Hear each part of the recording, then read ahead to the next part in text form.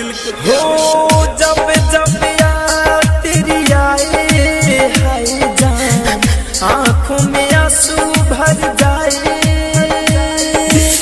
जब जब याद तेरी आए आँखों में आंसू भर जाए।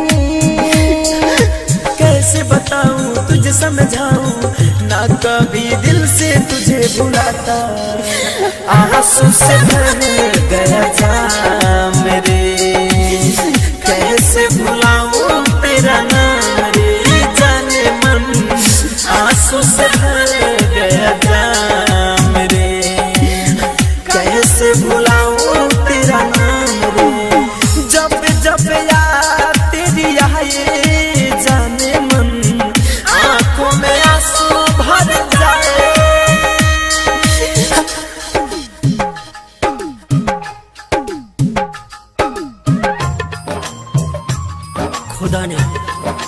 खुदा ने हमसे एक खता करा दिया, खुदा ने हमसे एक खता करा दिया। मुझे सलीम को तुझे अनारकली बना दिया। कहा कि जाओ ए मेरे अजीजो, जन्नत में प्यार का गुलशन खिलाना। कमबख्त तेरे इश्क ने मुझे शमशान पहुंचा दिया।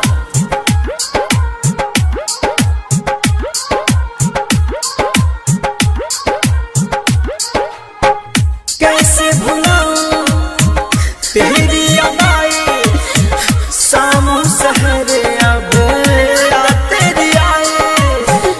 अब ये तो मिलना हो गया बेगाना, मैंने कभी ना सोचा न जाना।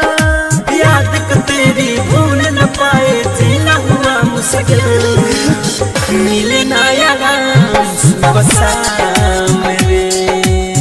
कैसे भुलाऊं तेरा नाम रे जान, आंसू से भर गया जाम रे। कैसे भुलाऊं तेरा नाम रे।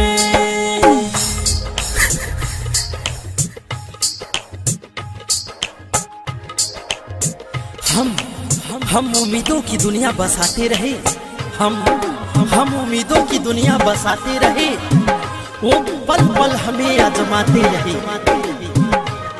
जब मोहब्बत में मरने का वक्त आया, जब मोहब्बत में मरने का वक्त आया, हम मर ही गए।